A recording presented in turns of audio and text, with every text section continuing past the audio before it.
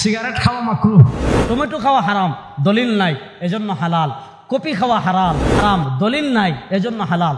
পাঙ্কাশ মাছ খাওয়া হারাম, দলিল নাই এজন্য হালাল। এবার আপনি যদি বলেন জর্দা হারাম, দলিল দেখুন। রেজাউল করিম আবরারকে চেনেন না আপনারা? ওকে একদিন প্রশ্ন করা হয়েছে, আচ্ছা বলেন তো এই যে বিড়ি সিগারেট খাওয়া এটা কি হারাম না হালাল? তখনও বলছে প্রত্যেক খাদ্যদ্রব্য খাদ্য হিসেবে এটা খাওয়াটা বৈধ, যতক্ষণ পর্যন্ত সেটা হারাম হওয়ার পিছনে কোনো দলিল পাওয়া না যায়। বুঝতে পারলেন? প্রত্যেকটা খাদ্য হিসেবে ওটা হলো বৈধ, খাওয়াটা বৈধ, যতক্ষণ পর্যন্ত হারাম হওয়ার দলিল পাওয়া না যায় ততক্ষণ পর্যন্ত এটা বৈধ। তাহলে বিড়ি সিগারেট এগুলোর ব্যাপারে কোরআনে কোনো হারাম হওয়ার দলিল নেই, হাদিসে কোনো দলিল নেই। জ্ঞান পাপী। সিগারেট খাওয়া মাকরুহ, বিড়ি খাওয়া না মাকরুহ, না মাকরুহ। জর্দা, তামাক, গুল এগুলা কি হারাম না মাকরুহ?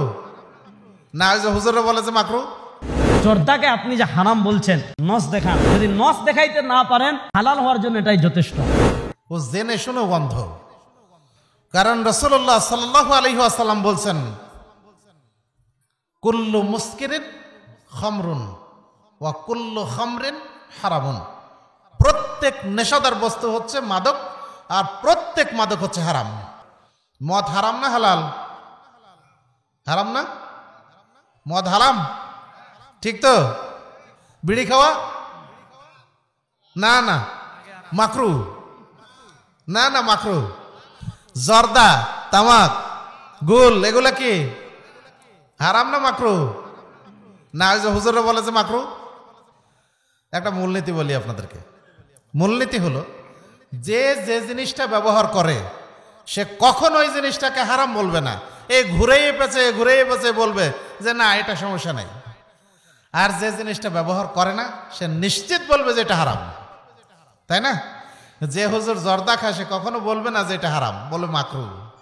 আচ্ছা ধরে নিলাম এটা মাকরুহ। আপনি তো একজন অনুসরণীয় ব্যক্তি, মানে আলেম ওলামা মানে অনুসরণীয়, তাই না?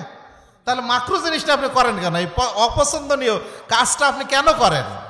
আপনি এটা ছাড়তে পারেন না। সমস্যা এখানে আমাদের, কারণ কেউ বলছে এটা হালাল আর কেউ বলছে এটা হারাম।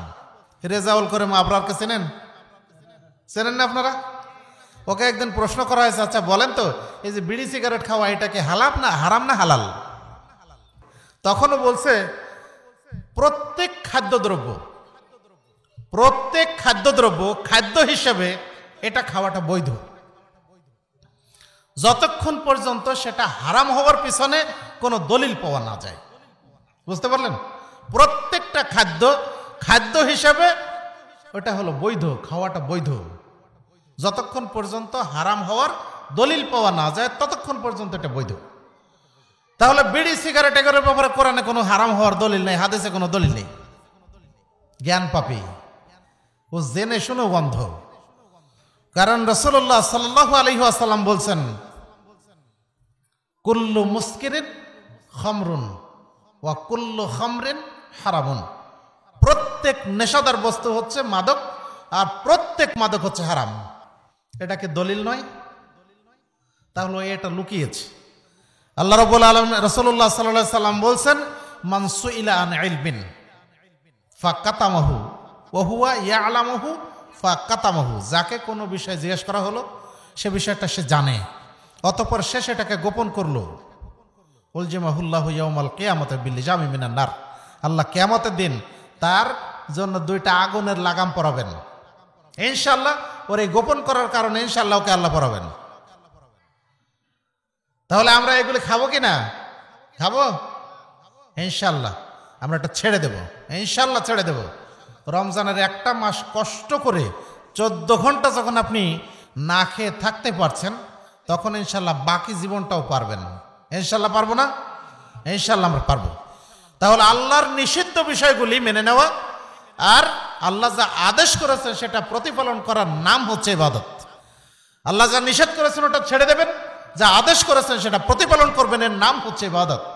তাহলে এই ইবাদত করতে পারলেই আমার আপনার জন্য জান্নাত অবধারিত, অবশ্যই আমরা জানাতে যাব, তাই না?